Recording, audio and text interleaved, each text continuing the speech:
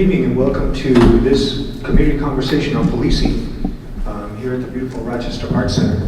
This event is organized and sponsored by Rochester for Justice. And I'll go ahead and read that mission statement, the Rochester for Justice mission statement. That is cool. Really? Hello.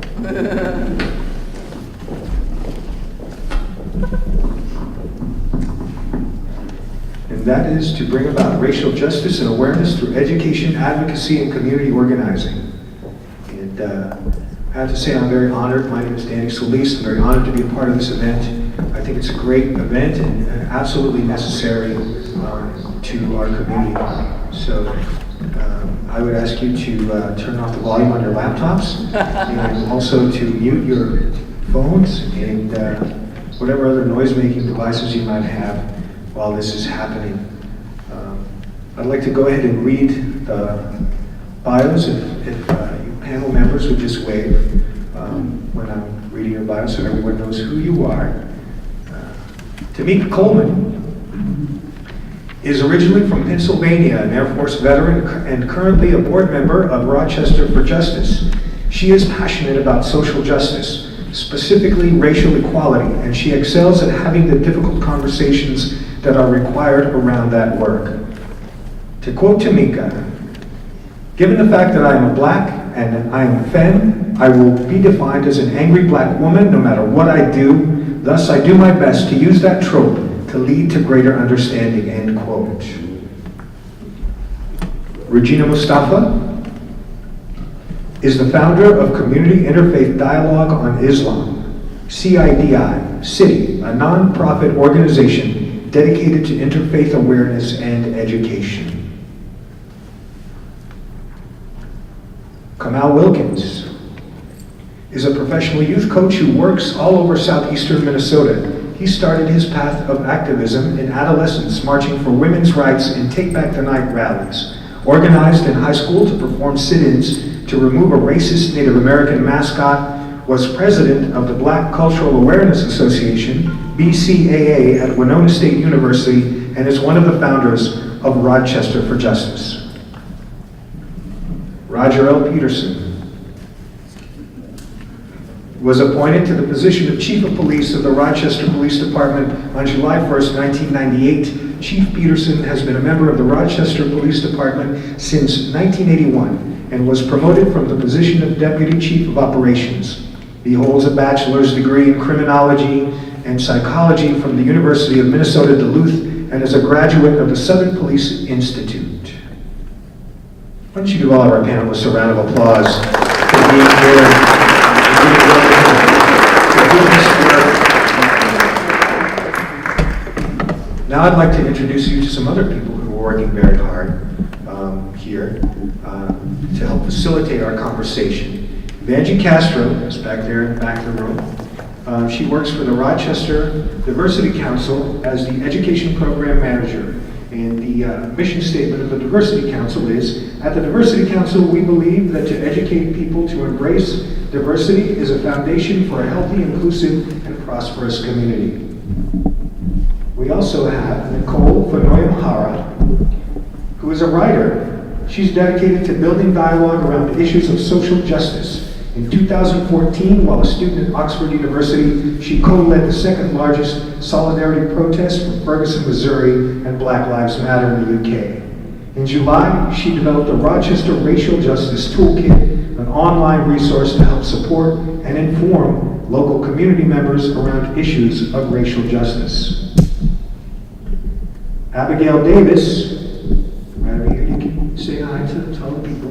Abigail Davis is a Rochester for Justice board member and learned the art of debate and the importance of social justice while learning her ABCs. Working toward a world with true equity is a lifelong passion, and Rochester for Justice has provided a way to make a real difference. Heidi Mae Wilkins is a Rochester for Justice board member. For Heidi, the pursuit of racial justice is a personal one, as she is the mother of a black son. She and her husband work to instill him with a strong sense of morality and ethics while teaching him how to navigate the world as it is. Through Rochester for Justice, she works tirelessly to make the world as it should be. Jeffrey Jurowitz. Where are you, Jeffrey? Oh, it's right there. You snuck up on me. Is a community member who is present at many points of struggle and not afraid to speak out.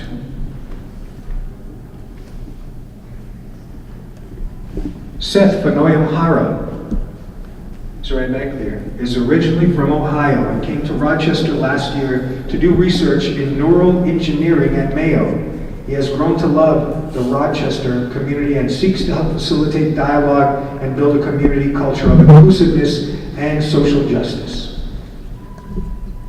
And Nora Dooley is the chair of the Olmsted County Human Rights Commission. Nora has a PhD in neurobiology and a passion for social justice. Give all of these people who are volunteering their valuable time a round of applause, please.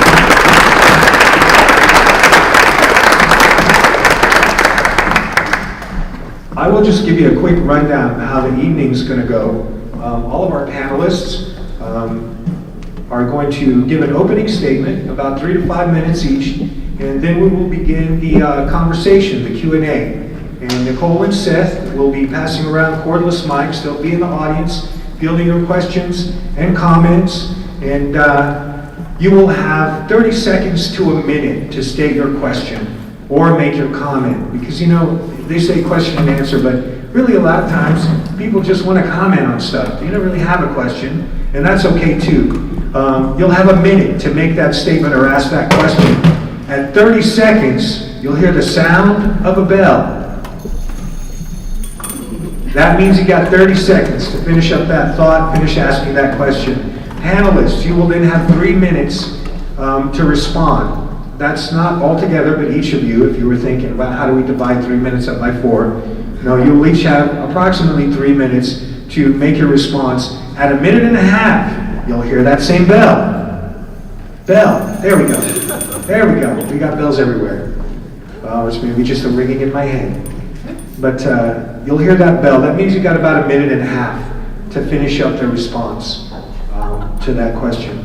And then at the end of the evening, there will be closing statements by the panelists, which will include a call to action, and then I'll say goodnight, and everyone can go about our business, which might, for a lot of us, mean rushing home to watch the Olympics.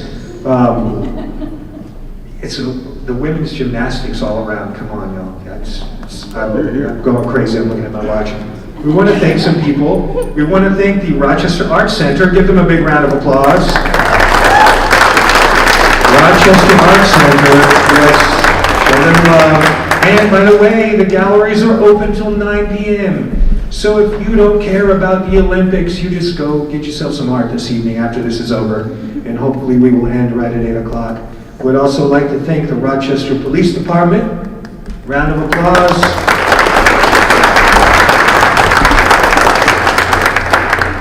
And would also like to thank Cafe Steam for providing some refreshments and being supportive. Give them a round of applause, please. So we're just going to go down the line. Regina, are you ready? Would you like to give your opening statement, and then we'll just go down the line? Hello. Thank you. I would like to thank everybody. I can talk without this, it's fine. Sure, it's plugged in. Please.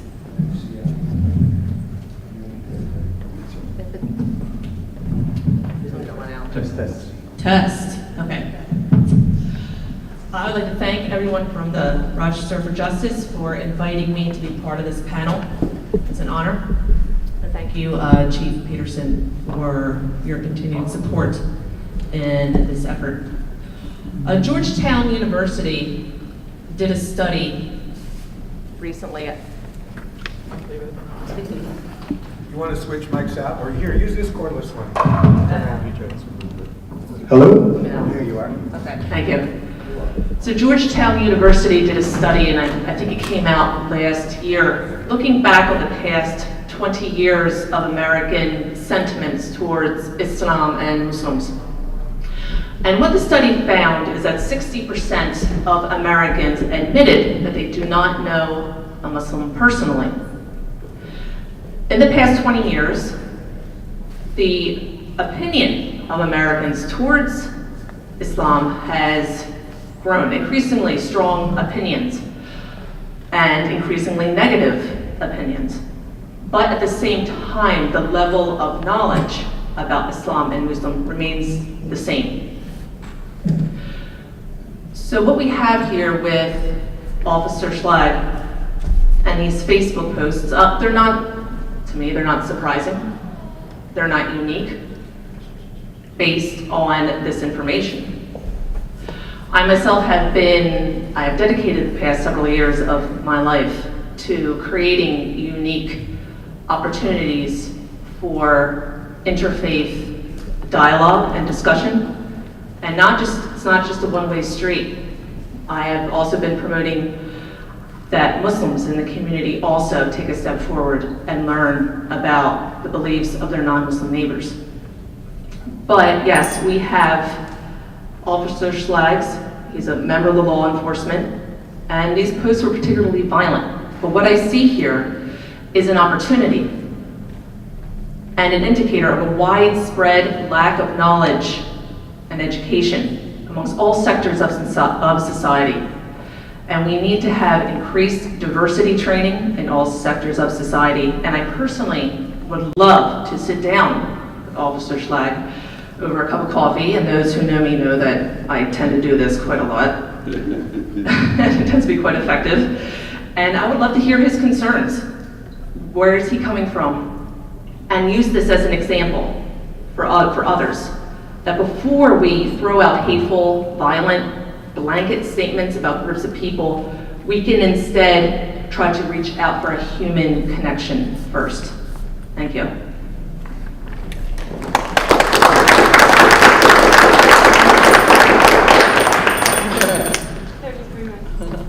That was 3 minutes. You deemed me where at 30 seconds? 1.5. 1.5. Okay, I don't know that I'm going to go that long.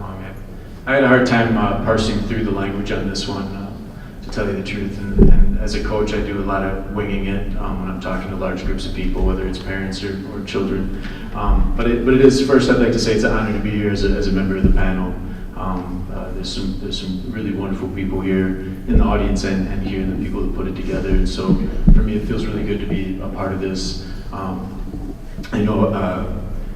It's also an honor for me to take us from cultural division to cultural understanding. That in instances like this, that we have an opportunity to change the dialogue about what's actually happening in our community, in our society. We actually get to start to digest that and really roll it around in our own, what our moral thinking is about particular issues. That's what we're here to do today, right? To open up the gaping, festering wound, which is racism, Islamophobia, and into the future it becomes addressing transphobia and misogyny. And so I hope that we can continue this conversation. Of course, we know what we're here for today. One of the other things, as far as my notes go, is the idea that we're here in Rochester, right? One of the cities where we have this innovative hospital, and where we talk about education and technology. We love our technology. We have a wealth of very intelligent people in this community. But the idea is ultimately our community isn't going to be judged by how our rich and wealthy people do, right? How much technology or how beautiful our medical destination city is. Ultimately, what a community is judged by is how they treat their most degraded, their most unrepresented group of people. Ultimately, that will decide what we are as a community. And so here, what I want to do is I want to make sure that we continue this type of conversation into the future, today of course, and then into the future, so we can make sure that our community is one that sets a tone for the rest of the nation, at least the state, but possibly the nation. And I think that's about it. Like I said, I was going to wing it, and I look forward to you guys' your guys' questions, and I'm going to pass it off to Tamika. Thank you very much for coming on.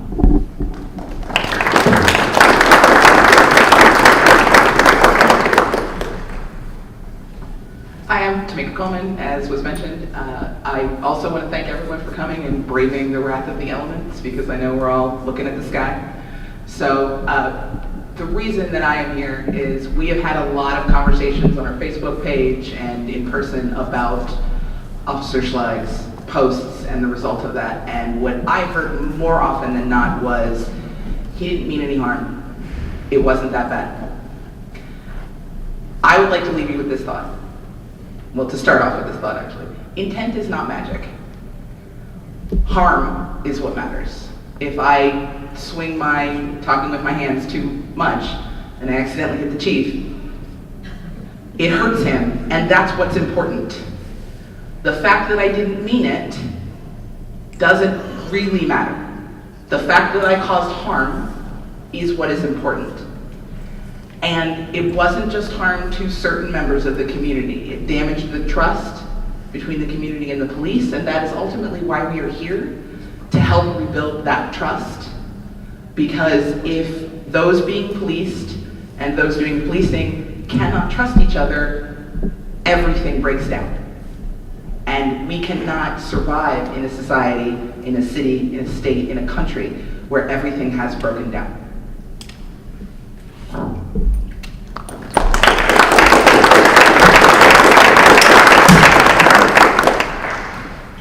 Don't worry, Heidi, I'll take 5 minutes. You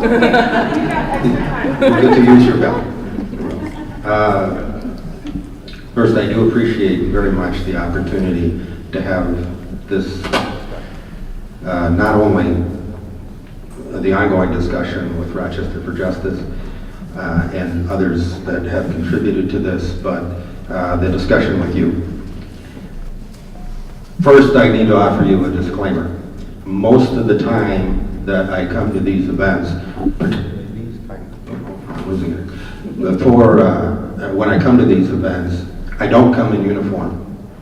And I don't do that for a reason. Some people find it intimidating, but the most important thing is that I don't want you to have any impression that I feel like I need to bring a gun to talk to you, citizens that live here. The truth is, I was offered cookies if I did. But it was more than just that issue. It was really the visual that you see here, that we can sit down and we can have constructive dialogue around very difficult issues. And it does, as Mika says, it does count. It's not when, as we know, when somebody gets hurt, yeah, it hurts, but what happens after that to make sure it doesn't happen again is equally important.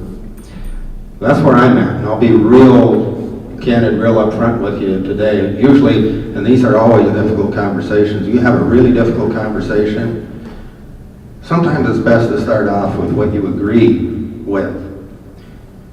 Police in this country kill about 1,200 people every year. That's a little better than 3 a day. I think we need to change that, and I think we agree on that. That's not acceptable. Police officer deaths by firearms about 80% higher this year than last year. Not acceptable either. That needs to change. The way it needs to change, and that's what the discussion has been, we can all look at each other. We agree on that part. How do we make that happen? And that's the discussion that we've had, that this is not an issue about who we support. It's not about, I support Black Lives Matter, therefore I can't support the police. I support police, I can't support Black Lives Matter. We're all humans here. This is a human rights issue. What's wrong in this country today is that we do not adhere to that human rights standard. And that's what needs to change. I can't make that happen. They can't make that happen. We can make that happen. That's what we need to take out of here. And you will hear at the end of this a call for action. And if you're wondering what action, that's it. We're all on the same side in that. We're all humans. We're all part of this human race. And we all have to make sure that we're abiding by that standard, that promise that we made decades ago.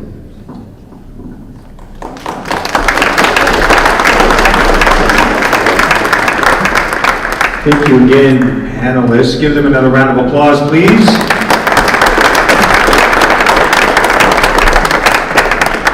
I trust that you panelists will not be as incredibly distracted by these beautiful dogs as I am right now. Rather than taking care of the business that I need to take care of up here, I just want to be like, oh, you're the cutest thing in the world. Look at you.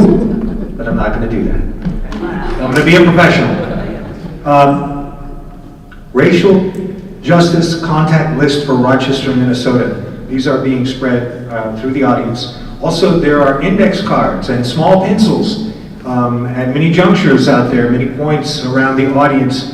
If you don't care to ask a question in person, you're welcome to write that down. Write your question or your comment down. Please write legibly, because otherwise, what's the point?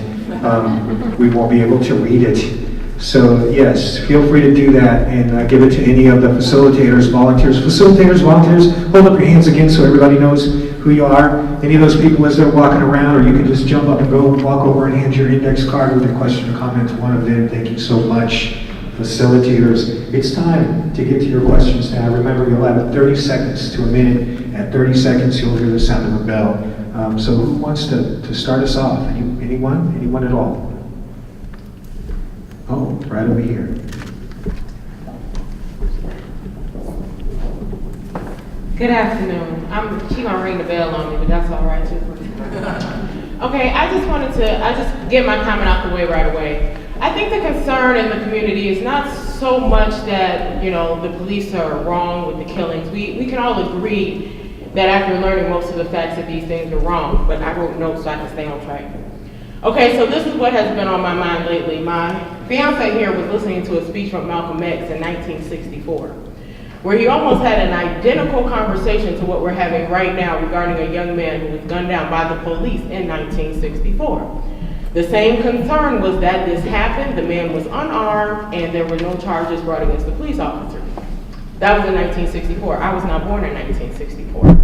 I think the concern is that we have seen a continued pattern of things that continue to happen. We continue to have these conversations, and the police, there's no charges, all the charges are dropped, there's some, loophole, and these things happen.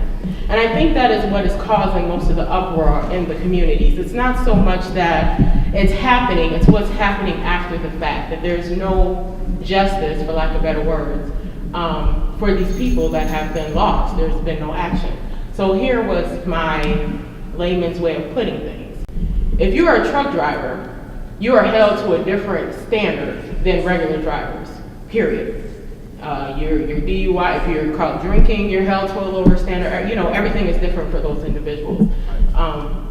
Higher standard. If you're a medical professional, there are things that you cannot post on social media, there are things you cannot do, or you will lose your job in the morning. If you're a pastor, there's different professions in this world that they're held to a higher standard than the rest of us. So I guess my concern with the policing is, where is that higher standard? And why is it such an issue to have that conversation, and why are they not held to that higher standard, I guess is what the concern is. We understand that they're human beings, but so are our nurses and so are our truck drivers. And when they go into those professions, they understand that there is a higher standard that they will be held accountable for. They cannot do it and work in that profession. So why is it when we talk about the police, we say, oh, but they're human? They are, but they also chose this career. That's not what question for you to say. Yes. You hit the nail right on the head. It's an issue of a standard. Get this to work on that. It's a standard. In this country, and as you said, have been repeated incidents. Over and over again, we see police-involved shooting, and we're not happy at all with what happens in those and what the outcome is. But the reality is, that is the legal standard that we have in this country. We will kill 1,200 people this year. The great majority of those, and I'm talking 99%, will be justified. That is, and when we think of justified, we think, well, that means it was correct. It was the right thing to do. No, it just means it was legal. That's what it means. It doesn't mean it was unavoidable. But we have a standard in this country that says we only judge that split second an officer decides, Pull that trigger. that is The only thing that we can judge, and by law, we can't look at hindsight. We can't look at all of the decisions, all of the managerial and administrative decisions that led up to that. We can't look at all the decisions of whether that officer had the right equipment to use and other options that would be viable other than shooting somebody, and pick an incident in this country where that hasn't been an issue. Those are not the standards in this country, and it is why in the whole of Europe, they will not kill as many people as we do in 1 week, all year long. That is the standard that we're talking about when we say, why isn't there a higher standard? It's because we need to change that standard. We agreed as a country we would adhere to the UN Convention on Human Rights and the basic principles of use of firearms, which says those things count, but they do not in this country. And if we want a different result, we have to have a different standard.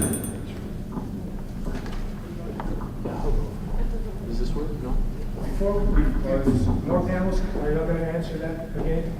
Yeah, I was going to jump into it. All right, please feel free. All right, let's see if this microphone works.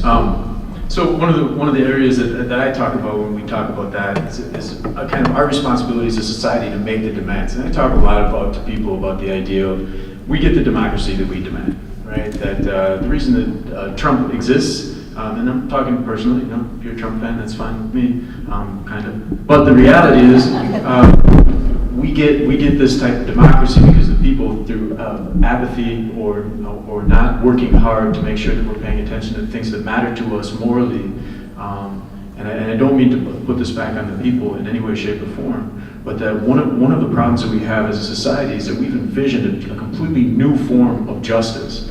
And the way that I keep seeing it manifest itself is all over my Facebook when somebody posts something that may be a heinous crime, something we all agree, somebody beat a dog, somebody did something to a child. And we all agree that it's a horrible crime, but what I see people doing as a society on a regular basis is amplifying every single level of how we treat a particular crime according to our own personal standard, our own personal moral guideline. And one of the things that's almost painful to me that I watch people do on a regular basis, they say some of the most heinous, horrible stuff about a particular crime that they may believe was right or wrong or more vile than another.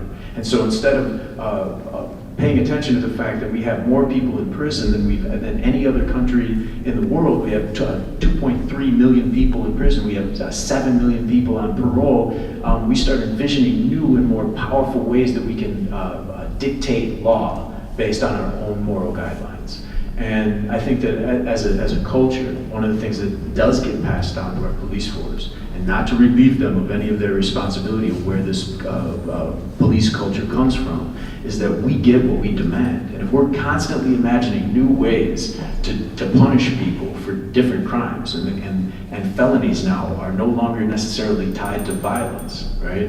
That at that point we have a society that is more interested in the element of punishing people, and so our police force mimics what we're actually giving them. We're feeding them some of that. I would like to piggyback off of the conversation about use of force and the conversation about we get what we ask for, and step backward a bit into history. Part of the reason this happened specifically to Black lives, and now you can actually watch this happening with Muslims, that you can see the demonization of a whole group of people over the past 15, 20 years. We have been trained as American society that certain people have less value.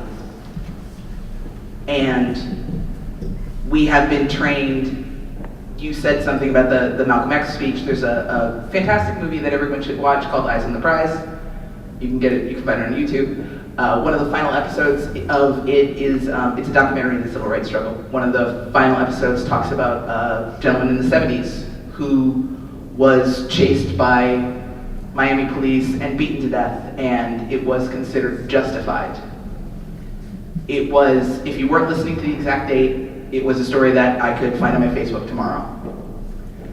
And one of the things that we have to understand is not only are we not considering each other human or following the human rights, and not only are we amplifying violence, but but we are assuming guilt in an encounter with the police.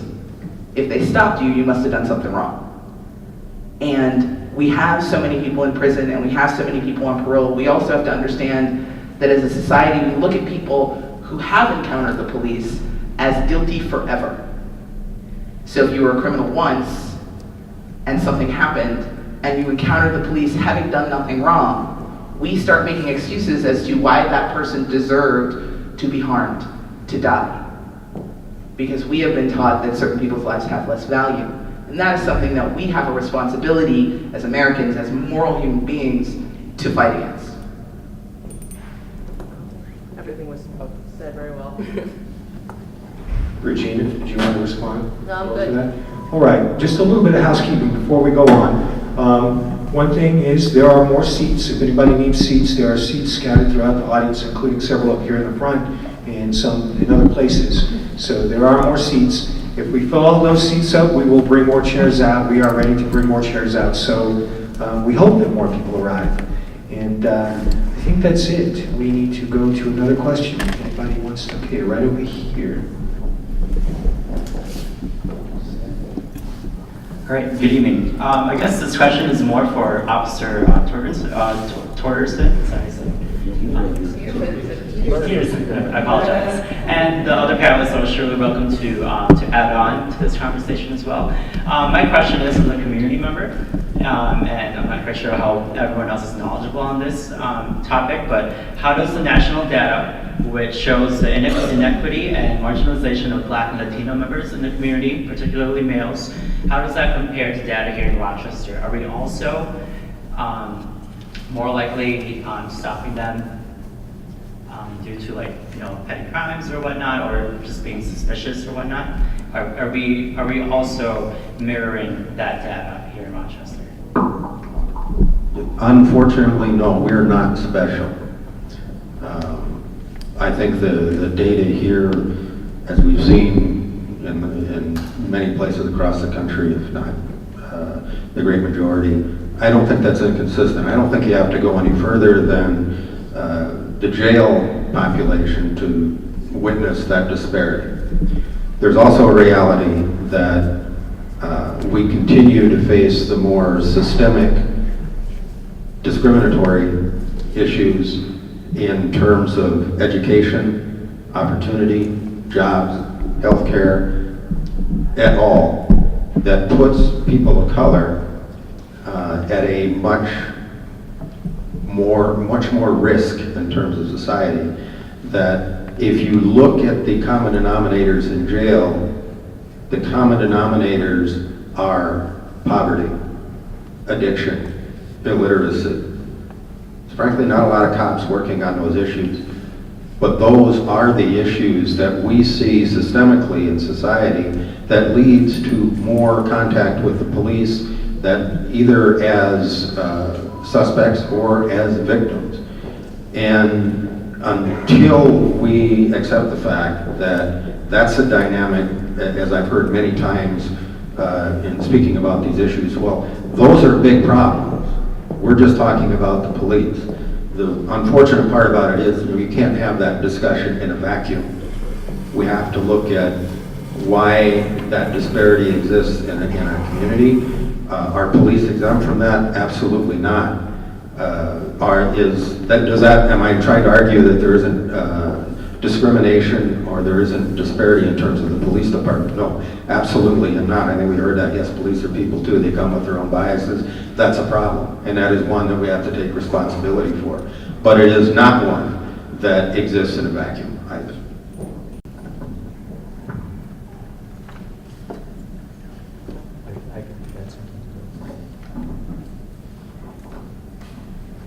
Yeah, and I would have to agree that if you looked at our local jail, you would see that there would be a disproportionate number. We've talked about trying to get those numbers and really kind of parse through them and figure out exactly how disproportionate they are, but I can't speak to the effect of that except for what you can plainly see. Now, when it comes to Rochester and its actual provable racism, we would have to identify the OCR report. And how it coincides with this question being that I met you earlier, and I know now that you're a music teacher, how it coincides with this is that when the Office of Civil Rights comes into your community and is here for 5 years, and the feds are in your schools, every single one of them, doing research to figure out whether or not racism was occurring at whatever level within your public school systems, and they find de facto racism without a doubt in every single one of your elementary schools and all 3 high schools, and they identify it in a report that says, in this way specifically, that kids are being disproportionately disciplined, minority and students of color are being disproportionately disciplined. What that leads to and what that means in your community is that you're creating the school to prison pipeline as we speak. Okay? This is one of the most dangerous things that we could have in our community, where we're disciplining children that are more likely to be suspended or kicked out of school. And what that does to people is that you are way more likely, and I'm not going to give figures because I don't have that locked into my head, but the figures are out there, that if you get suspended from school, high school, junior high, that you are, I think it's 8 times more likely to end up going to prison or going to jail. Okay? So where we've created that here in Rochester is actually within our public schools, the school to prison pipeline. If you aren't familiar with it, read about that. It's a very important element to this issue, and that's one part that does directly correlate with the criminal or relationship with the police within our community. All right, we have a question here in the back. Actually, thank you for your last question. It's more of a follow-up. I think, earlier you mentioned we are a community of medical professionals and technology, and there's some very intelligent people in this community. And a few weeks ago, I heard about some of the data that the police department collected a number of years ago. And I think this is not so much a question, but a call to action that can we please start collecting that data and analyzing it as a community. So we have done it in the schools with the Office of the OCR report. Can we do it elsewhere in our community? Because we are a smart community and we can take that information and use it to make change. Yes, we can, and will, and are. One of the tools that we have today that we didn't have a decade ago is technology and the ability not only to gather data, but actually do something with it. That is, I think, a really significant issue for us, what we do with the data. Not from the standpoint of just crunching numbers and just coming up with results or statistics that can reflect one point of view or another, but actually to look at those as we did when those numbers originally came out. And I use this as an example of numbers in action. One of the things that the data a decade ago said was that people of color were 3 times more likely to be searched by the police, but less likely to be found with contraband if they were. The result of that data was we no longer do the traffic stop, quote, consensual search. It's prohibited by policy. Why? Because from the standpoint of the inequity with the community, the undermining of trust in the community, it certainly isn't worth it. And from this public safety standpoint, what we found was crime rates. In lieu of searching people in those disparate numbers, crime rates have actually gone down over the decade. They haven't gone up as a result of that. So what we're seeing is a use of those numbers to actually determine where inequities exist, but more importantly, when we know that, we can actually do something about it. So direct answer to the response, yes, we will and are doing that.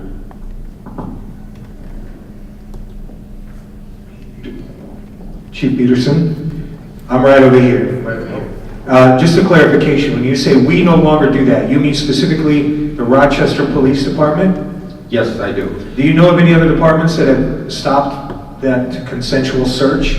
of their own accord to varying degrees. I'm sure most of you are aware of the, quote, stop and frisk program, particularly in New York City, which led to enormous disparities in terms of who was stopped, who was searched. Whether or not you agree that that practice has stopped, that is part of the discussion. I don't know in Minnesota, other police departments that have outright forbidden the practice. I do know that the discussion is evolving.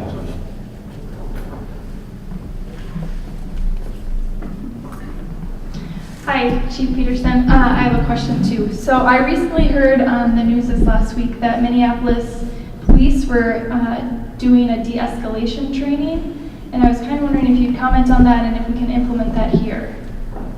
I will. I will.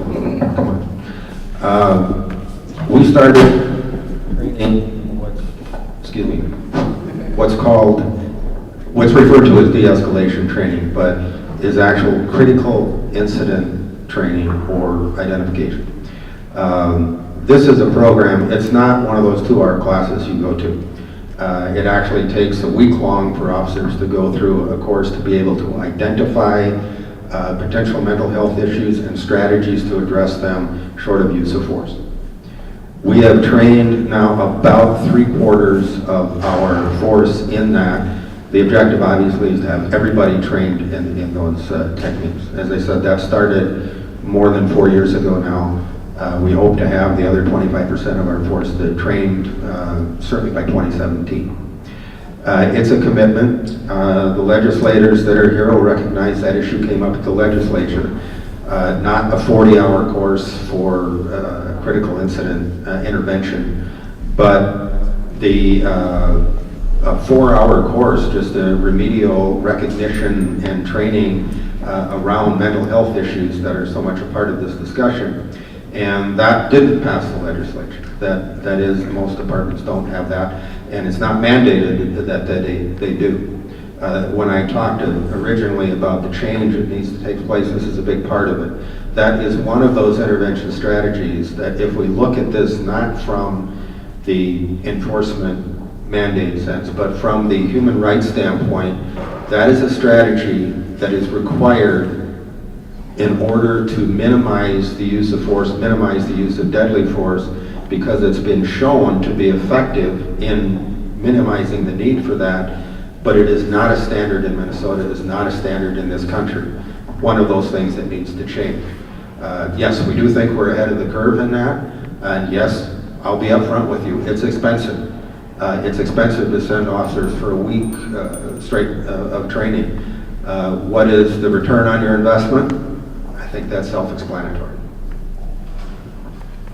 One thing that I want to make clear, de-escalation training is good and valuable and something that all police forces should absolutely have, but we also have to understand how it's implemented is not always equitable. There are examples of police forces that can de-escalate depending on who the perpetrator is. And that, for me, is the concern. Oh wait, he might want to answer me. No, I absolutely have no argument. My point, as I said, from a very fundamental standpoint, my objective is to make sure my officers go home at the end of their shift and to make sure your kids get home at night safely. When we're talking about the use of de-escalation in some cases and not others, there is, in my mind, there are no other circumstances that you don't employ every means possible to avoid the use of force, certainly the use of deadly force. When I talked about a different standard, however, that different standard it's not a universal in this country, it's not a universal in this state. That what is required is that the second an officer pulls a trigger, that there was, quote, justification for that. There's no requirement for de-escalation training. There's no requirement that it be used. There is no requirement for the full range of equipment to be used to avoid that. That the part that needs to change. Tamika is absolutely right. When we have a system in this country that the justification for the use of force is based on fear, because that is when it's authorized, is when there's a fear of harm. And people believe that there's a greater level of threat because of somebody's race. It's not hard to see how we get the numbers that we do. And I'm not here to argue with them. Absolutely not. I'm here to change those.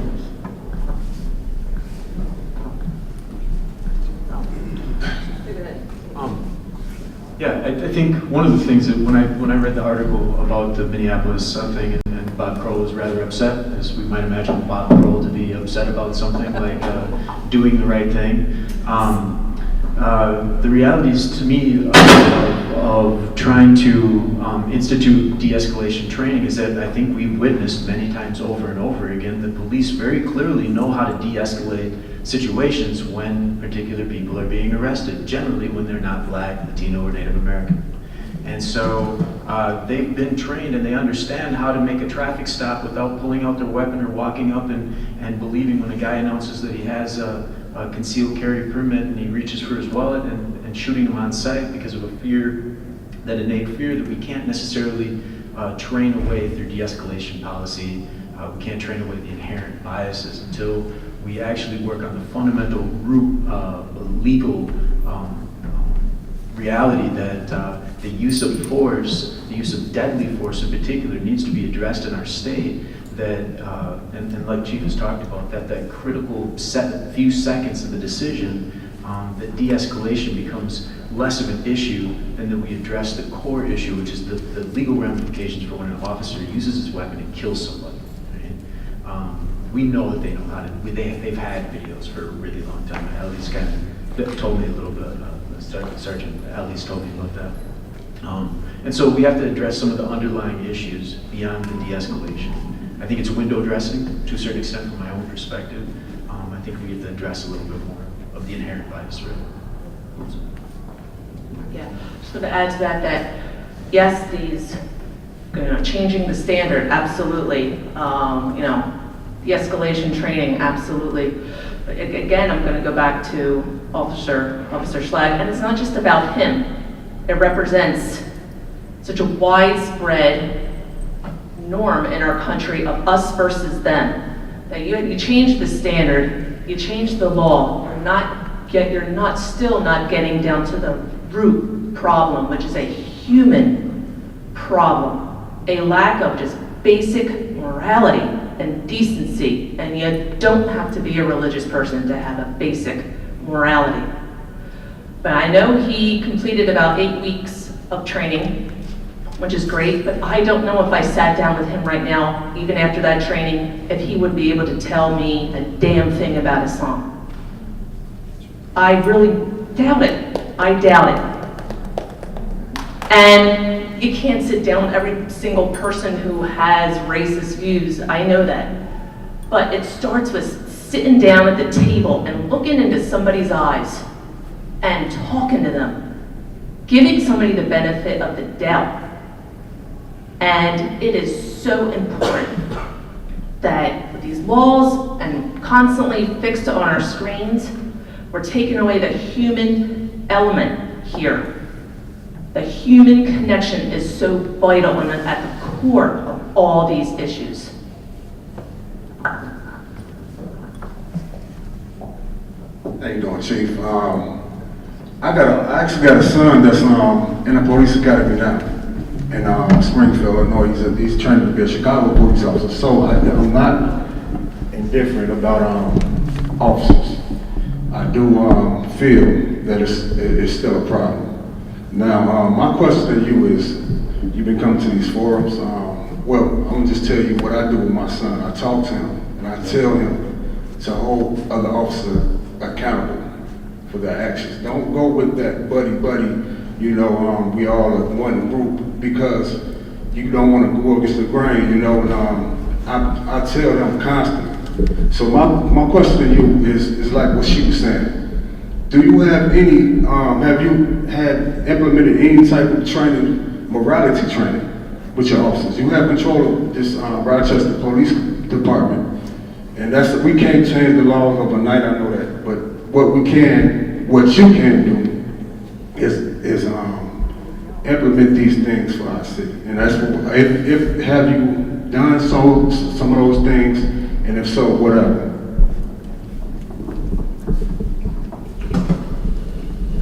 Back in the day when I became chief,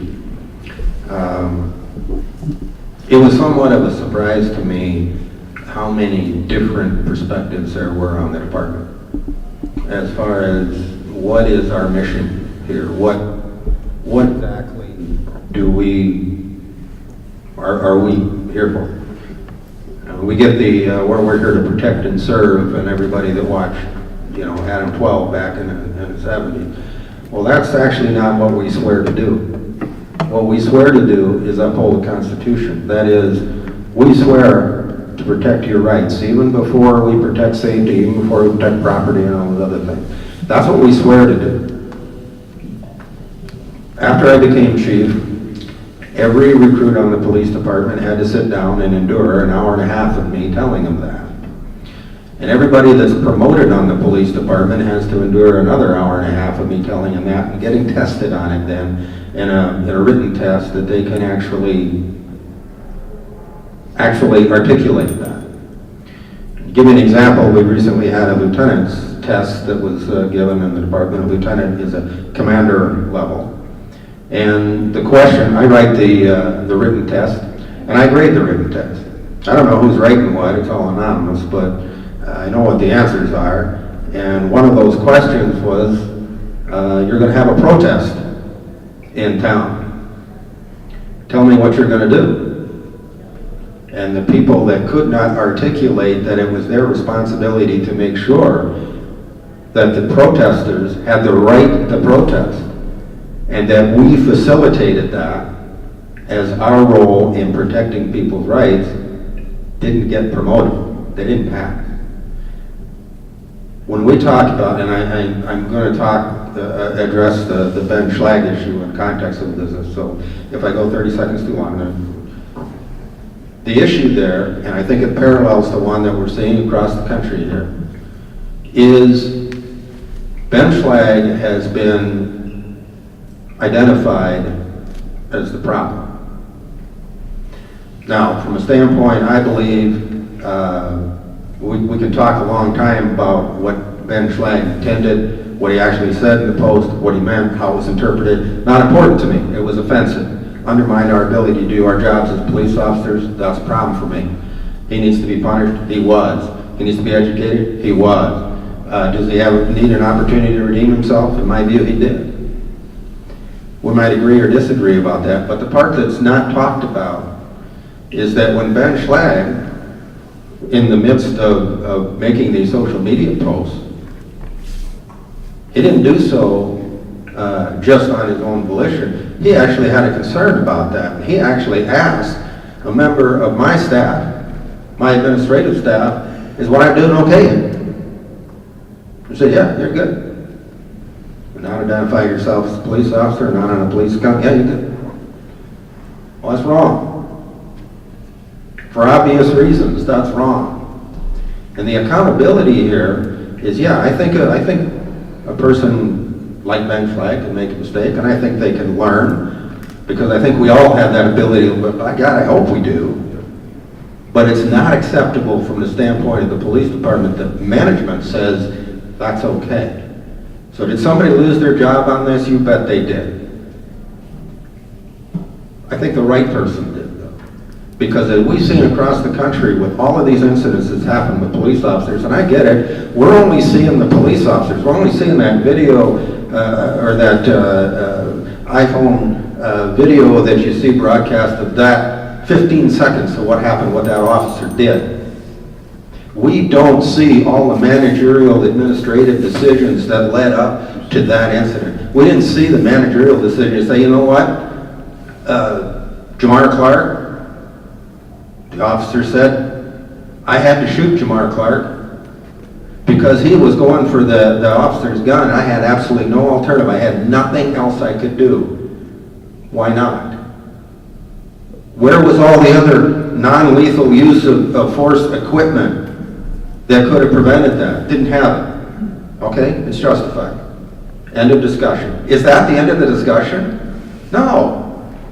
Where were the management decisions? Where were the government decisions? Where was the police management, the city council, and everybody else is saying, you know what? Every officer on my department is going to have every available use of force option, not some of the time, but all of the time, because that is a human right requirement. It's not an option, and that's the problem. It's an option in this country. I don't want to pick on, thank you. I don't want to pick on John Turk, but he's here, and he asked me prior to coming, he said, I don't know if I should wear my uniform or not because it makes it look like he's there for security. He's not. He actually wanted to hear what I have to say, as unbelievable as that might sound. But if you look at his belt, you will see every option on his belt for the use of force. Not because that's what John decided was a good idea, but because it's our obligation as a police department. And it needs to be the obligation of every police department. We have 18,000 police departments in this country, and they're all making different decisions when it comes. That's not acceptable. And the fact that we're seeing this happen over and over again, because that's not changing. So, segue, call to action, let's change that.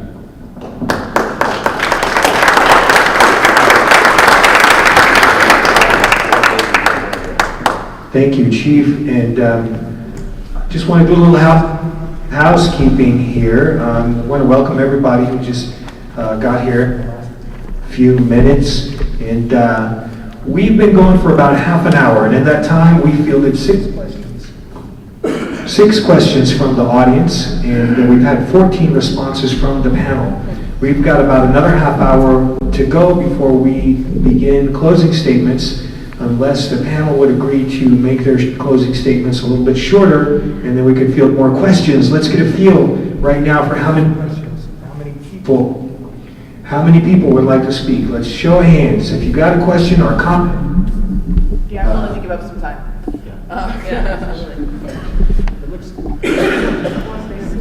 It looks like we've got about 8 questions at this point, unless someone else starts to feel that desire to make a comment, ask a question. I think we can do that. I think we can field all 8 of those questions if we are succinct and to the point, and I don't want to cut off. I'm the one that's going to cut off. I don't want to cut off anybody's response, but yeah, that's where we're at. Does anybody else want to respond? Does anybody else on the panel want to respond to that? What the was responding to? Should we just go on? Go on. Yeah. All right. I'll leave this here for you. Hello. Hi. So that was perfect. The call to action was actually what I wanted to ask, because I believe that it's a community issue and not just a police issue. I'm going to put myself on the spot and say that at the beginning when Black Lives Matters came out, I had no idea what it meant. And I was confused by it, and then one of my friends said, look, have a seat. Let's have a chat. And explained more in depth. And the reason why I'm explaining this is I believe people need to show up to forums like this. That's the first step.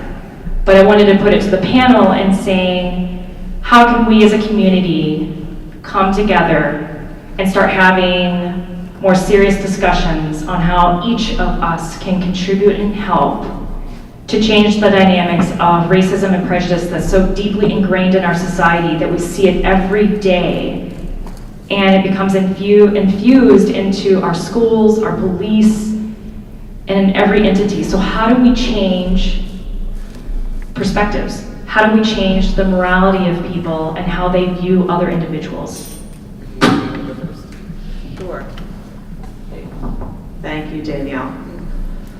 It begins with, there are so many organizations, so many amazing things going around all the time throughout Rochester. It just takes that willingness to feel that you can make a difference, that it's not just a lost cause.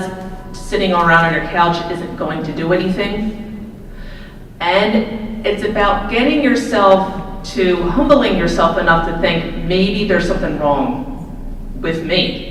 Maybe there's something wrong with how I'm thinking. And this includes myself, too, because I am still learning about other people. Yeah, I'm gonna piggyback on that and I'll pass it to you. Yeah, it does have a lot to do with looking inwardly, right? That, as a Black Lives Matter activist or an activist for Native American rights or women's rights, I still have a ton to learn, right? And then so I have to always constantly question myself about whether or not when I meet somebody, if they say, hey, I don't like that, I have to take into consideration, I have to look inwardly and be okay with the idea that I may be wrong about something. I think that's a huge part of the equation. The idea that the possibility exists that I always have work to do, that I always have something to do. I'll use an example the other day when we were at a meeting, and I said lame, right? I was like, oh guys, that's lame. And I had no idea. Both the ladies in the room were like, why would you say that? And I was like, I have no idea what you're talking about. I've said that since like I was a kid. My mom said that to me. And they said it's ableist. Right? I had no idea. And at first I kind of argued for a second. I was like, wait a second, come on. We've been saying this since like the 70s, 80s. It was like a big word. Everybody used to say it. It was cool, right? But we had to take into consideration that I might be wrong about something. That I may have to learn something about the language that I'm using that may be offensive to some people. And it's something that I have to always constantly battle within myself. Are you giggling at me? A little bit, I was there for that I have to always constantly relearn how I'm affecting other people around me. Okay? Yeah. Sorry, I was there for that conversation. We are having a larger call to action at the end of this. Danielle, I don't know where you are. There you are. At the end of this. So in a larger sense, that will be addressed. I will also say, individually, when you see something, if someone says something that makes you pause, that is the moment, especially if you are a member of a group. I am abled, and I do my best. I am also cis, so I do my best to speak when someone says something like lame, or when someone is disparaging of trans people. I use my privilege to say, why is that funny? No. And those moments, that's what each of us can do, is to stop and recognize the value of another human being. I was, back when I was a young police chief, been a few years, I had a lot of advantages. One was that I knew a lot more than I know now. But I found exactly what Regina and Kamal are saying, is that you cannot enter into discussion, any meaningful discussion, without the recognition that you might be wrong. If you're not willing to say that, you're going nowhere with the discussion. From the police perspective, and the reason that we're having so many problems around this issue of change is frankly because when you say something needs to change, it means I'm doing something wrong, and that can't be. When we say we want everybody to get home safe, we have in our mind what I refer to as the conservation of safety. That theory, you've heard the conservation of matter and physics. This is conservation of safety, which says if you make the public more safe, police officers will be less safe. If you make police officers more safe, well, necessarily the public will be less safe. This doesn't work. The math doesn't work. You make everybody safer having this discussion of change. Think about it. It works in our organization. It works globally. Think about it. If countries are at war, everybody's less safe. If we're at peace, we're not. We're safer. We can have that discussion. It's not threatening.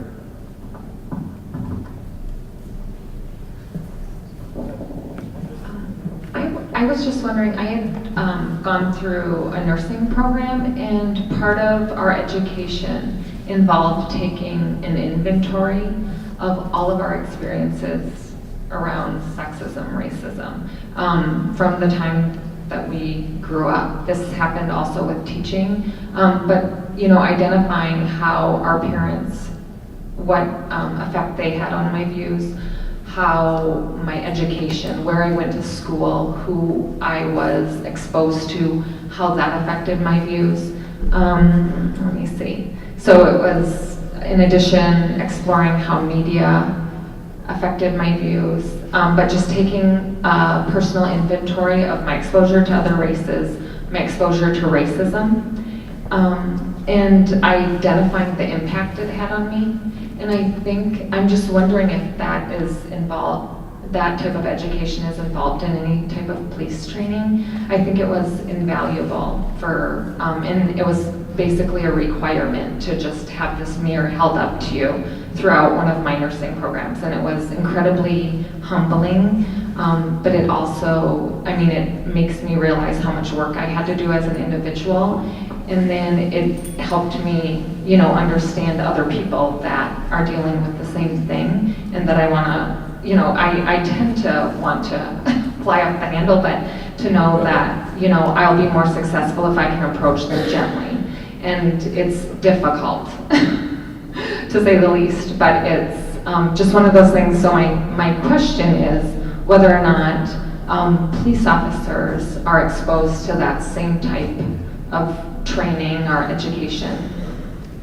Can I ask you did you have that experience in training or after you're working on the job? No, I actually, I'll plug Augsburg. I just went through their BSN program. Every single class I had a transcultural component, and it was fantastic, but I actually had that in school. There was a little bit more of a focus on sexism, but it was in a dance teaching education course. So.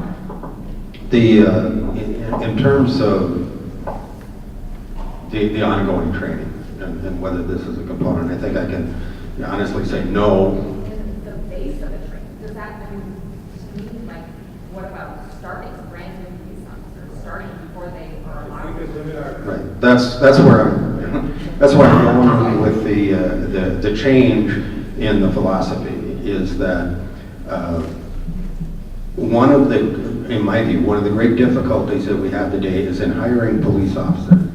Because we have a system that was developed in the 1930s that was put in place in order to ensure there was no nepotism, and it takes a completely blind look at who candidates are on some supposedly objective scoring system, which means we don't actually get to know or to hire people for our needs or to reflect our community. We simply, whoever scores highest wins.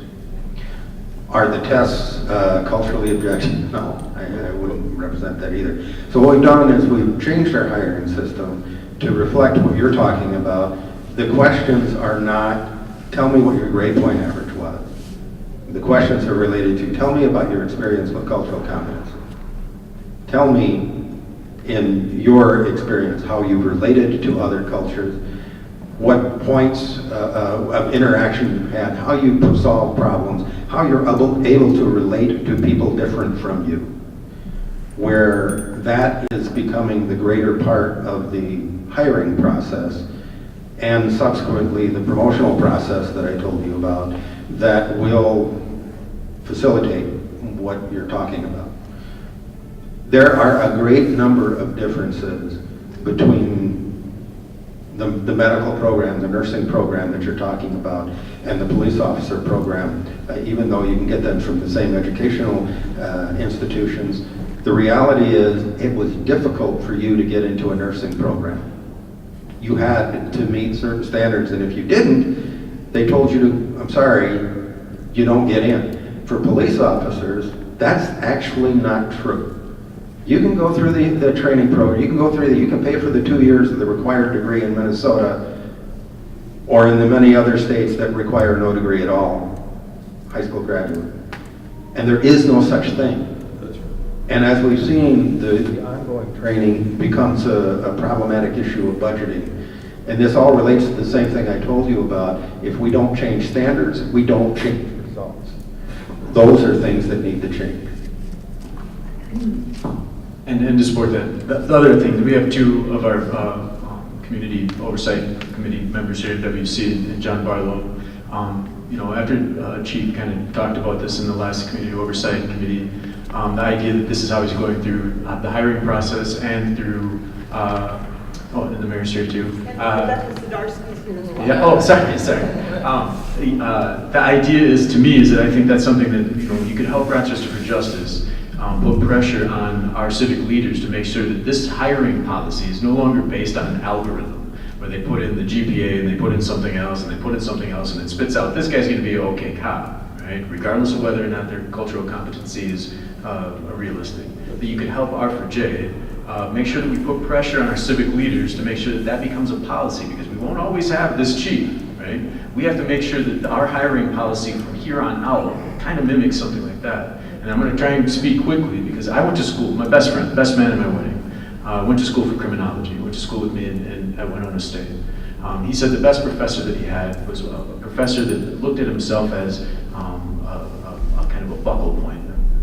Words escaping me, but that when he taught people about criminology, people who were going to the criminal justice system to be prison guards and police officers, that he looked at himself as a professor as the type of guy that would weed out the people that didn't belong in that profession.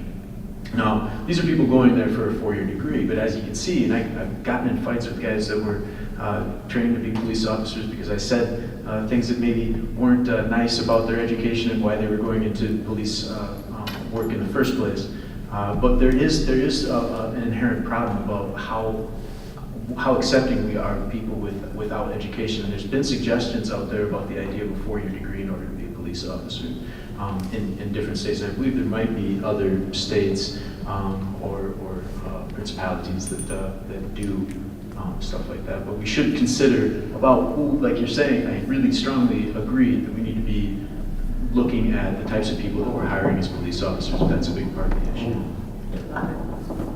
I would like to invite everyone to the lightning round so that we can get as many questions and responses in as we possibly can. We're cutting the time in half. The bell's ringing on me right now. So 30 seconds for the question, a minute and a half for the response. Thank you. You had a question. I know you've had your hand up for a while. Just go to the front right here. Nope. Jeff also had his hand up for a while. Right here. Just I've been waiting. A couple of comments. Eventually I had to ask whether it was okay to post those things on Facebook. He should have known better. Ding. My dad is a retired banker. He had to take a personality test just to get the bank president job he got. And I think it's about how you test the police officers coming in. Like if you ask them, how do you get along with other races? You know, versus really getting at a test that can uncover the unconscious bias that they don't even know they have. But building on what Regina was saying, how does the Rochester Police Department have those face-to-face conversations with people of the African American community, people of the Muslim community, to humanize that group? I mean, are they meeting with people in the community so that they can understand those perspectives? Obviously, exactly where our focus is, and I think for certainly most police departments. Again, talking to John Turk before we got here today, and he's spent a great amount of time in the outreach part of that. Building bridges, that's tough work, and building trust is not something that happens overnight. You have to earn that. And yeah, I get the other issues that attached to that. I think, though, that our effort is not one that reduces to paper. I mean, we give police officer candidates all kinds of psychological testing, and they come out and they say, yes, they're psychologically fit. I have no idea what that means. I don't. But we know that passing a psychological test, passing your MMPI and the other CATs and everything that they give you, doesn't mean that you have any cultural competence. And we found the only way that you can actually, or at least the best way you can assess that, is you sit down across the table from somebody and you talk about those issues. Yeah. They don't translate to paper very well. There you go. Next, I think we had Fish. Front here. Okay. In 2003, the NAACP and the police department was having a conversation about racial profiling. That conversation all came about through a racial profiling study that was done in the state of Minnesota. So it was driven by those metrics. Long story short, we had conversations and not a lot led to it as far as change. There were a few changes that were mentioned in the department. In some of those conversations, I asked you a question about what could a police officer do if he pulled you over? What was my rights? What could he do? You gave me a list, and in a couple of days, I got pulled over by an officer, and everything you said he could not do was exactly what he did. In that stop, in a 2-hour period, being on the side of the road, there was no police report. And I bring this up just to say, it's hard to say what the police department doesn't do if there is no report and we don't collect any data. So what I'm leading up to is about data collection. If we look at what can the police department do, you talk about the statutes. We know that there were 2 bills that were introduced by the ACLU that was in the last session and none of them got heard. So I know we have some legislators in the room today, and I'm not trying to point any fingers at anybody, but to have true change, that's where some of the change is going to come from. That may be more long-term. So my question to you is, in the meantime, what would the Rochester Police Department do? Will you be able to initiate data collection? It's already being done in St. Paul. What are the steps? In those 2 bills, they talked about police reform. They also talked a little bit about giving more power to police oversight commissions. What is the Rochester Police Department willing to do to start change today, and leading up to the long-term change that will come through reform? I will assume that question is for me. You're right, there was a discussion that started in 2003. We might disagree whether any change came from it, because today we do have a police oversight commission, and I think you'll find that that's not standard practice across the state. Likewise, we instituted a video recording program a decade ago, which was not standard across the state, and a body camera program long before the legislature might have seen the wisdom of having, that kind of accountability. In regard to what are we doing today, data collection, as we talked about with intelligent-led policing, is something that not only can we collect data, we can actually do something with it. And I've given you examples of that. I've also, in terms of oversight and the discussions that have come from that, really center around issues.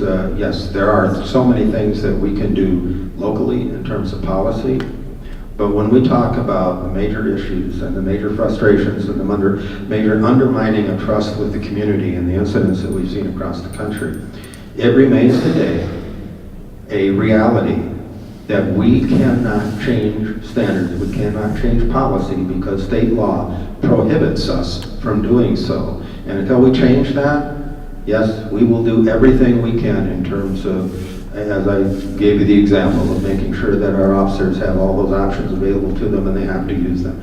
We will spend the money and we will do the de-escalation training. We will do the critical intervention training. And I know we have a couple of council members here. I can say Rochester is extremely fortunate because every time I've gone to the city council and said we need to spend money on a different use of force option, or we need to spend money on training for police officers so these kind of things don't happen, they've not turned me down. But that is pretty unique in this state and this country. So if we want to create the change that you're talking about, and you want to create the kind of community that we all want to live in, and if we are actually to achieve my objective that everybody goes home safe, there's a lot of work in front of us. And I will do everything on the local level I can to make that happen. We need to, as a community, as you say, if there's things that need to happen in the legislature, they don't happen because I ask them to do. They ask because we, as was said, you get the democracy you deserve. Well, let's get that democracy we deserve. That's where we need to be. There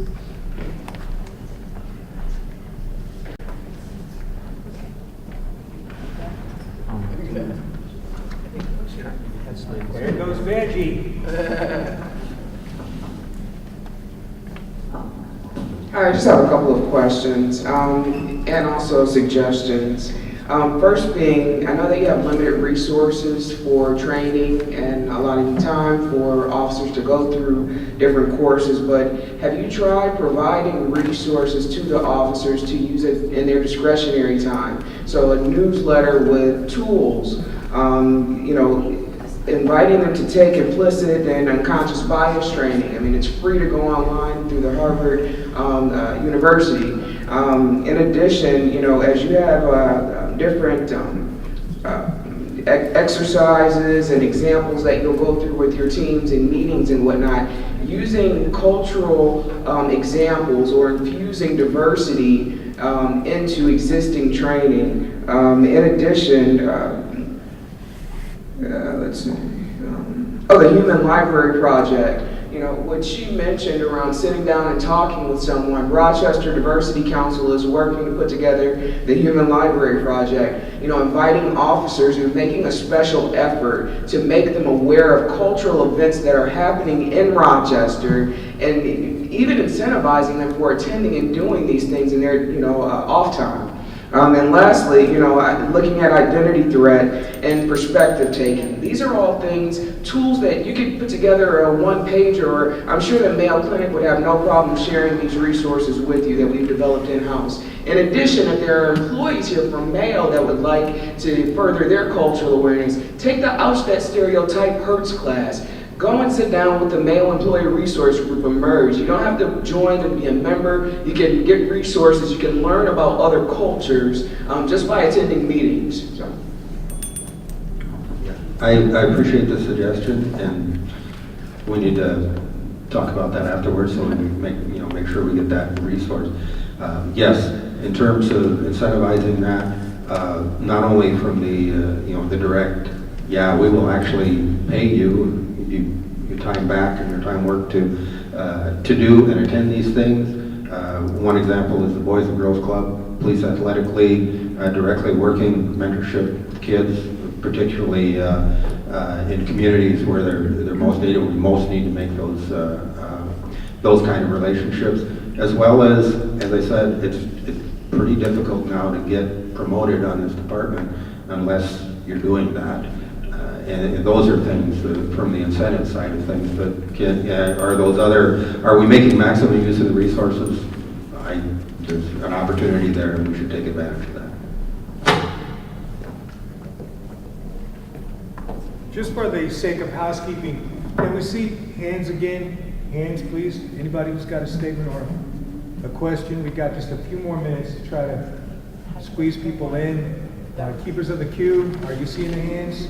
You need them again? Everybody, put them up there, hold them up there, so that we can see where we're at and where we need to go. All right, is that good enough? Is that good enough? And put them down. Go ahead, Banji. Where are we going next? Lucky contestant over here. Good evening. This question is in regards of the Officer Slade post. I didn't really know much of it, to be honest, until this week. And I seen what he posted, and it's, to me, that incites violence against Black Lives Matter and Islamic people, or people that follow the Muslim religion. I have a sister and her family, they're Islamic. What do you have to say to them, if they won't trust Officer Slade? Not many people trust this guy that from I've talked to, I don't think that a 10-day suspension and an 8-week training program is enough, because there is a lot in the Quran that he doesn't know. And I'd like to know, what are your thoughts on that? Well, I would like to say that that's what I'm talking about with the human, with the human interaction. I'm not saying I would never trust him again. I would like to give him, I think we all should give him and people like him a chance to educate, because I need that chance too. I have never been right about every group on this earth. I have a lot of growing to do. I don't want to demonize him.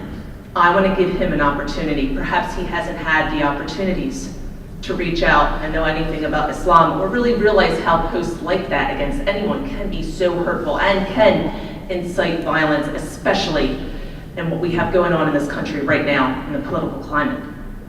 But I would just like to say, you don't got to worry about budget. Anything with budget, please budget with me. I will sit down with anybody, anytime, anywhere, for free. Coffee's on me. Okay, not so much you, but Coffee's on me. I will do that anytime because it makes such a difference. And it's not just sitting down with one person. When you leave that table, it spreads. You talk about it. It reaches 10 more people, and they tell 10 more people, especially with social media. I don't want to say as a Muslim, that's not true for me. I will trust him again, but I would love to sit down and just have a conversation with him.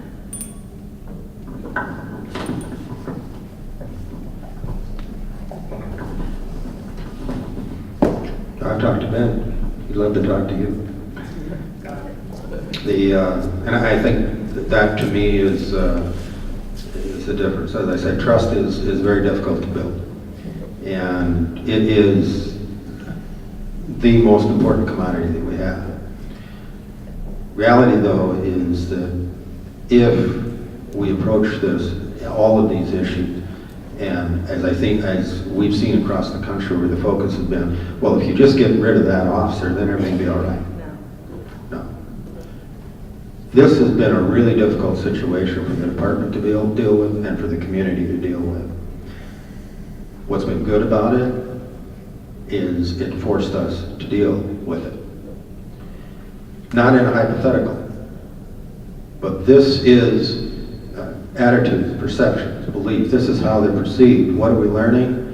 Well, we're learning that, as Tamika said, yeah, it's not helpful to me that you didn't mean that way. It hurt me. That's the discussion that we're having. Can somebody redeem themselves? Agree or disagree? I think somebody in that particular circumstance and his background deserve that opportunity. Now, I know, as I said, and I've said many times, there's not a lot of people that agree with me. Because there's a lot of people on one side that say there's no way he can be a cop. And there's a whole bunch of people on the other side that say, you know what, that's First Amendment thing. What's wrong with that? There's not, he shouldn't have been punished at all. It's a little lonely here where I'm sitting. I didn't make that decision saying, oh, well, people, I'll make this decision because most people agree with me. I did it because I think it was right. And as I said, the second half of that, and the more important part to me, is not an officer screwed up. The important part to me is management screwed up, and did we fix that or not? And I believe we are.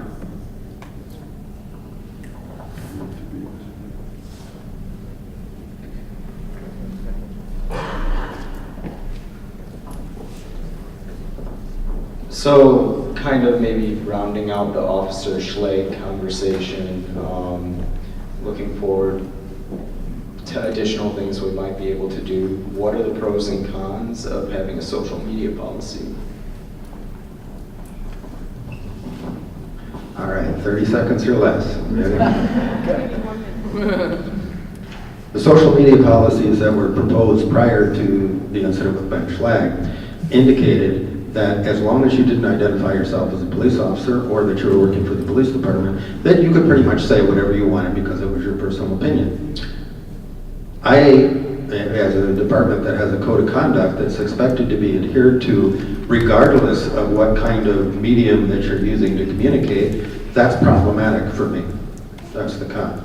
The pro, if we have a social media policy that explicitly says, this in no way relieves you of any responsibility to that code of conduct, but we will use it to clarify what you can and can't do on your own personal social media account.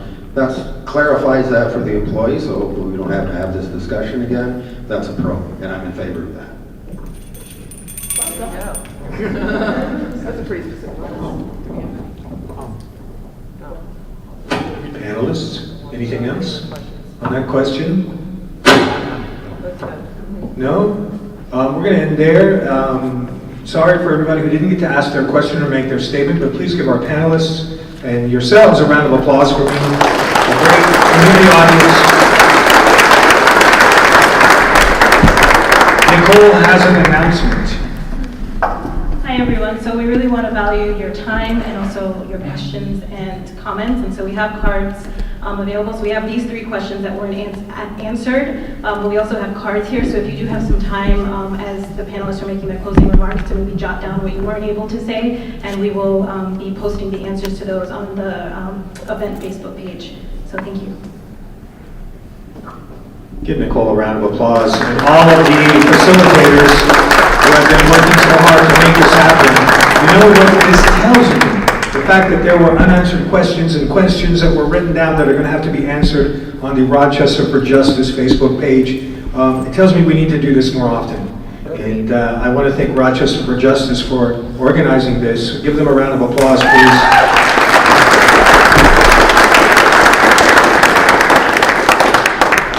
Yeah, I think this is very, very necessary. We're going to do closing statements now, and I think we'll start with you, Chief, and go down the line if that's okay. Thank you. I started off this conversation, I have an objective here, and it's about safety. We, and that call to action that you're going to hear, it's more about a dialogue. It's more than protests, it's more than marches, it's more than conversations. It's about that call to action. There are things that need to change. Do not be dissuaded by anybody telling you, oh, it's just a police training thing, or more community policing will solve that. Trust me, what we've been doing for the last 30 years will not be a solution to the problems that we've continued to experience after 30 years. Standards need to change to get different results.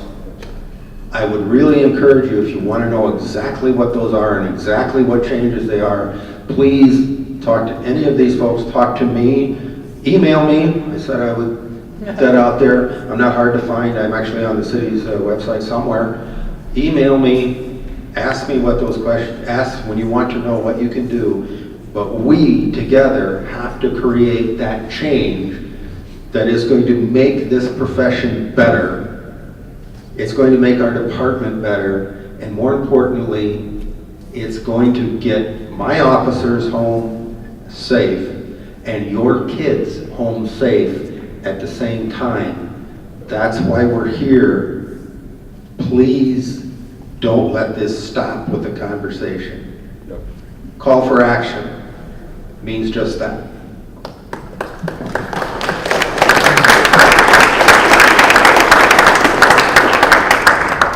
I'm going to take it upon myself on behalf of Rochester for Justice to commit to doing this again. This was valuable enough that I think we need to continue this conversation.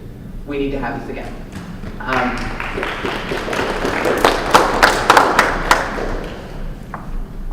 If you take nothing else away from this, please take this from me. Black Lives Matter. It's not a controversial statement. It shouldn't be. Latinx, Chicano, Hispanic lives matter. Gender and sexual minorities matter. The differently able matter. Our lives have value.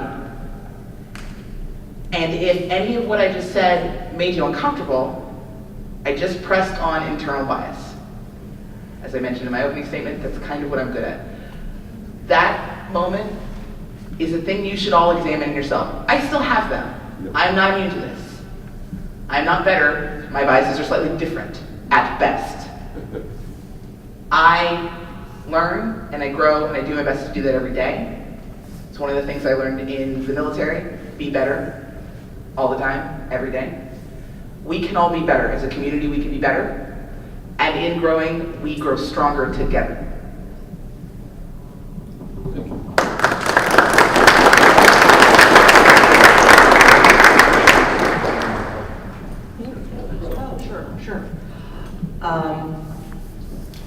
Learning about the other is not difficult.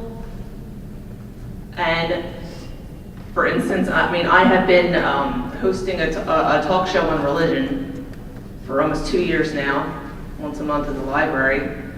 And next week, I'm actually have my, August 17th at 6:30 at the library, I have the show's first atheist, which is funny because when I mentioned that during my last show, somebody came up to me and said, oh, you're gonna have your enemy on the show. And who says that he's my enemy? Where did you get this information from? We need to turn off our TVs for once and stop relying on this media to make all of our decisions for us. You turn on the news, be careful what you're watching. Don't just let it sink in. And be human enough to go out and try to have a conversation with somebody else that's different than you for any reason before you make up your mind. That's it.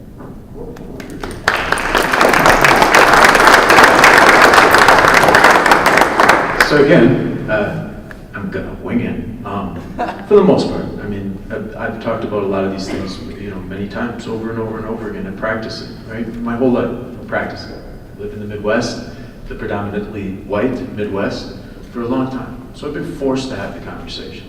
Whether I liked it or not, under threat of violence, I've been forced to have this conversation since I was in 4th grade. Since the first time I was called nigger and put in a corner, and a bunch of guys standing over the top of me looking for help at the teacher, and the teacher just walked right by. The time it happened in high school was the same thing, right? I was walking to the bathroom, and a kid popped his head out. He's in prison now, by the way, but he popped his head out, and he said, "Hey, Sam, nigger!" Right? And I just kept walking. But between me, there was a teacher walking right down the hall. She did nothing, didn't do anything. I walked to the bathroom, went to the bathroom, came back, went around the other way, right? So I've been forced to deal with this issue for a long time in the Midwest. I've had this discussion for a long time. It's kind of the dichotomy of being mixed in this type of environment, this type of racially charged environment. I call it reading through pointed teeth. But anyway, I'm supposed to get to the point. Sorry. No, for me, yeah, thanks. I do that several times when I get up. For me, I plan to work with lawyers, right? Because when I'm sitting in a room like this, I'm rarely the smartest guy in the room, right? I need help. I don't have a degree. I have a lot of experience, and so for me, what I'd like to see, and I'm going to kind of read what I have here, is that I believe that finding the right language of the law would result in 2 things. Training and de-escalation would mean something, right? If we change the language of the law, the use of deadly force, man, it's something that's reasonable, something we can actually do. In the United States, the states have a right to change certain laws. You have the right to make a stand your ground law. You have a right to say that your police can never kill people ever again. Okay? We can actually do that under state law. It's something that we can actually accomplish if we wanted to go that far with it. As long as it doesn't violate the Constitution, the state has the right to make those laws. I believe that's where I think we should take this. I believe that the next step that we need to take is we need to actually change the use of force law, and I can give you the statute, and I don't want to bore you with it, but that we can change subdivision 2609.06, right? I don't have a law degree, but you can look it up, it's right there, use of deadly force. We can change the law. I think the word felony is something that we need to look at. Right, and that brings me to this, okay? The idea that we have, Rochester for Justice, and working together with Chief Peterson, and this is kind of born of a couple of conversations. At one point I had a conversation with him when Dayton came out and said he thought that the actions of police officers were racist, and equivocally he said it out in public. And I said, one of the things that really struck me about that, it was nice that he said it was racist, right? He called it what it was. He called out the problem. But the one thing he didn't do is he didn't tell us what to do. He's in the center of it. He's the leader. True leaders stand up in front of everybody and say, this is where we have to go. This is what we have to do. If we fix this problem, it leads to less death, less hate, right? And I'm still waiting for leaders to do that. When Chief came out, it was like a couple weeks later after that conversation, we started talking about this idea of how do we go through use of deadly force law, and what does it mean to you, right? And what it means to him is that if we can change the language of that law, then de-escalation training actually means something. And it's no longer judged based on that last few seconds before somebody gets killed, and whether or not he's justified in being able to make that kill or not. We can actually start describing what that means to our society, right? We can start changing that. The call to action that we have, you have it for me? Thank you.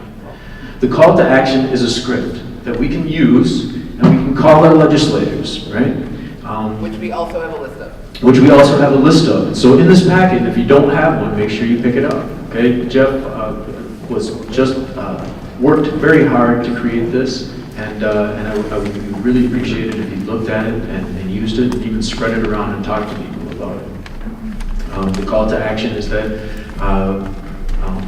we're going to talk to the federal government. We're going to talk to our legislators. We want everybody to call them. Read the script. Talk to them and tell them how you feel about this issue in particular. And if you're not prepared, you're not normally good at those kind of things, you don't know exactly what to say, it's written here for you. So we can begin the process of effecting this real change. Right? And I love the fact that we're here in this room and that everybody's come out and made the effort to be here.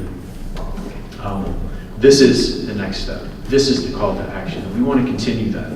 Now, I think I'm going to kind of finish up here. And the idea is, I'm a coach. I talk to people a great deal about effort, how hard they try at something, right? I talk to young kids, young men like my son here, young men like I saw in the back of the room there. I talk to them a great deal about effort. And we can sit here and I can judge everybody and I can say, well, you know, you're not really trying enough, right? I can look at you and say, well, this guy's, he's not working as hard as he possibly could. But the reality is effort is something that only you can measure, right? Effort is something that's a battle between you and yourself. But you have to look at yourself and say, did I actually work as hard as I possibly could on that project? Or did I work as hard as I possibly could at fixing that relationship? Or did I allow myself to be succumbed by the pressures on the outside, right? So in this context, right, we actually have to look inside. We actually have to look inside of ourselves and ask ourselves whether or not we're putting forth enough effort. Because nobody else can judge that for you. Okay? It doesn't matter whether you're a social media activist, right? Or you attack everybody that comes out and says something that's a little bit ignorant, right? It doesn't matter if you're sitting in a board meeting and whether or not you're actually expressing your ideas, or you're sitting at the local water fountain at your work and you overhear something sexist or racist or transphobic or Islamophobic. What it comes down to is you looking at yourself in the mirror and putting forth that effort to be the change that we need. We all need that. We all need it. Okay? I'm asking everybody here to continue to put forth that effort. Continue to put forth the effort of having the dialogue. Continue to look inside yourself to recognize your inherent biases, and that we keep working on this exact problem over and over and over and over again until it's no longer an issue of whether or not we can have this conversation where it's catch-penny. We're talking about race and talking about sexism, Islamophobia is something that we just accept as part of our normal dialogue. The adage is you can't talk about these things at the bar, you can't talk about these things at the dinner table, you can't talk about these things under certain circumstances. Let's make them something that we always talk about, something that's right out there in the middle of every conversation that we have. So it's something that as a people, as a community, we accept, something that we just understand. That's how we engender change.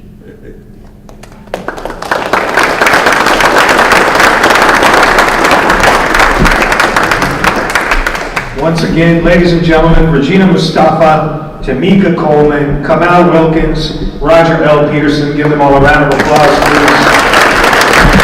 Also, Abigail Davis, Nicole Timoyan Hara, Heidi Mae Wilkins, Jeff Jurowitz, Benji Castro, Seth Timoyan Hara, Nora Dooley. Let's also thank Cafe Steve, the Rochester Police Department, the Rochester Arts Center. Also, I'd like to acknowledge two of our senators who are here, who cared enough to not watch the Olympics and come here this evening. Senator Nelson and Senator St. John. Please give them both a round of applause. Also, I want to thank my 8-year-old son, Tegan. Normally, he doesn't like to come to things with me, but when I told him what this was about, and I said, I really want you to come, there was no resistance. He said, okay, Dad. Yeah. And he's here and he sat through the whole evening. And lastly, but not leastly, a guy who does a lot of work for this movement and for these endeavors and for social justice, Mateo Wilkins. Where are you, Mateo? Where's Mateo? He's right there. Stand up. Turn around. Give him a round of applause, please. I also want to mention that in the lobby there are wristbands and t-shirts for sale. You can also just leave money on the table with whoever is there to support Rochester for Justice. One of the first things they told me when I started working with them was, we don't have any money. I was like, okay, you don't need to have any money. You know, let's do this and have fun. And lastly, I just want to leave you with this. So many people talk about what makes change, and what's effective, and what isn't. I don't think it's one thing. It's so many different things, each to its own measure, each to their own ability. You know, it may be writing a poem for you. It may be a painting that gets out there and goes viral. It may be a song. It may be a single conversation that you have with someone and you inspire them and they go out and help to change our world.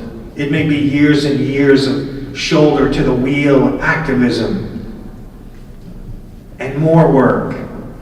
It may be just the way you live your life every day. It may be that garden that you grow. So many various elements contribute to this thing that we're doing. So honor them all and honor your own struggle and what you do, and recognize that if we all put our abilities in there, all these different abilities, that we will be able to make a difference, and it will be a beautiful thing. I want you to give another round of applause to Rochester for Justice. Go to their Facebook page, ask questions, make comments, figure out how you can get involved more directly. Thank you so very much and have a wonderful evening. The potluck, oh my God, don't move. The potluck. Who would like to announce the potluck? Tamika, I think that's you. Okay. The 20th of August at Ketsky Park at 2 to 6, we're having a potluck. Bring food, bring yourself, let's continue the conversation. 20th August, Ketsky Park.